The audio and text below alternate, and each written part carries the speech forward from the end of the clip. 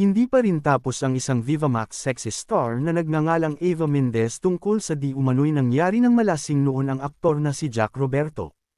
Maalalang nag-viral noong taong 2023 ang mga litrato at video nila na spotted na magkasama sa isang party.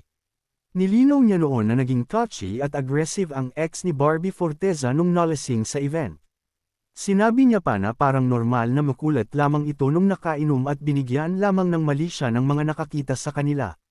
Kwento niya noon na dahil nga sa sobrang bangag na nito sa kalasinggan ay may mga nakakita sa kanila na parang niyayakap na siya nito dahil hilo na raw ito.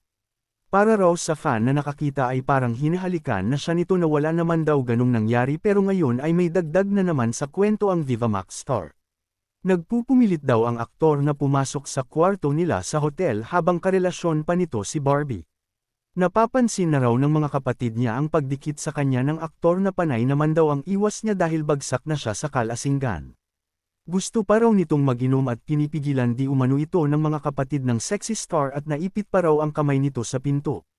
Nangyari rin daw talaga ang pagyakap-yakap sa kanya nito noong magkakasama sila sa isang kwarto na kaniritahan niya talaga at gusto na raw niya itong bugbugin. Ayaw lamang di umano niyang mag-eskandalo dahil nahihiya raw siya sa birthday celebrant. Hindi rin daw siya nakatanggap ng apology sa aktor at masama pa raw ang loob niya sa pagtawag sa kanyang pa-victim. Komento naman ng mga netizen ay bakit daw paulit-ulit na lang ang kwento ng sexy star na ito na hindi ko kilala sa true lang. May nagchika lang sa akin. Ngayon ay tinatawag siyang cloud chaser ng mga ito. Kaloka sila, bahala sila sa buhay nila.